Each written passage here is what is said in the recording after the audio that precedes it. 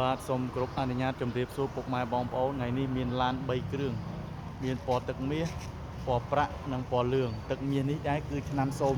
01ឡាកលេខមកអក្សរតម្លៃក្រោម2000បាទ10ក្រាស់បាទហើយពណ៌ទឹកប្រាក់នោះដែរគឺឆ្នាំ01បាទពង1គឺថាលេខ2អក្សរ2បន្តិចបាទសម្រាប់ពណ៌លឿងនេះវិញគឺឆ្នាំ01ពង2 ABS បាទលេខ 2AA បាទសម្រាប់ឡានទាំង3នេះគឺលក់តម្លៃធូរដោយសារគឺខ្ញុំមានទីតាំងនៅផ្ទះផ្ទាល់បាទសម្រាប់ពុកម៉ែបងប្អូនដែលមានតម្រូវការកូនឡានទូចតម្រូវការភ្លៀងបាទភ្ជុំបិណ្ឌបាទជិះគ្រប់ទីកន្លែងមិនឡើងកម្ដៅមិនធ្វើទុកបាទប្រអប់លេខម៉ាស៊ីនជើងក្រោមម៉ាស៊ីនត្រជាក់អែបាទសូមអរគុណពុកម៉ែបងប្អូនបើសិនជាពុកម៉ែបងប្អូនមានចំណាប់អារម្មណ៍សូមទំនាក់ទំនងលេខដូចខាងក្រោមដែលខ្ញុំបានដាក់បាទខ្ញុំសូមគ្រប់អនុញ្ញាតជម្រាបសួរពុកម៉ែបងប្អូនខ្ញុំសូមណែនាំទីតាំងរបស់បងប្អូនលក់ឡាន Visto និងសម្រាប់ផ្សេងនេះគឺជាទិសខាងត្បូង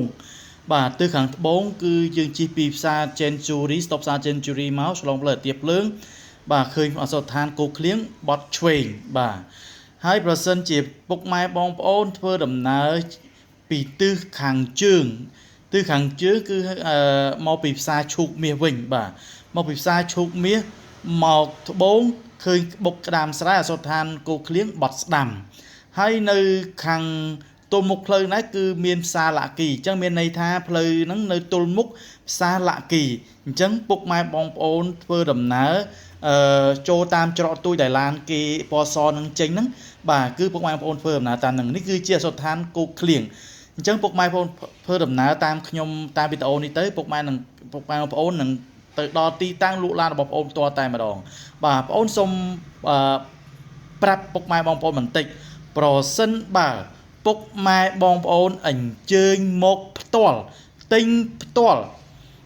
ពុកម៉ែបងប្អូននឹងចំណេញច្រើនបាទអញ្ចឹងមានន័យថាមកផ្ទាល់ទិញផ្ទាល់បងប្អូននឹងប្រាប់ផ្ទាល់ពីភិនភាគឡានហើយពុកម៉ែបងប្អូនចំណេញបានច្រើននេះគឺជាផ្លូវផ្ទាល់ពុកម៉ែបងប្អូនបត់ស្ដាំបាទបត់ស្ដាំបន្តិចបាទពុកម៉ែបងប្អូននឹងឃើញផ្លូវបេតុងបត់ទី1បាទផ្លូវបេតុងផ្លូវបត់ទី1ហ្នឹងគឺពុកម៉ែបងប្អូនកុំអាតន់បត់ពុកម៉ែបងប្អូនធ្វើដំណើរទៅត្រង់បន្តិចនឹងឃើញផ្លូវបេតុងបត់ឆ្វេងទី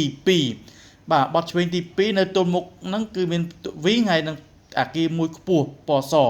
ញ្ចឹងពុកម៉ែបងប្អូនធ្វើដំណើរតែ1នាទីពីច្រកពីផ្លូវធំដល់ទីតាំងបងប្អូនតែម្ដង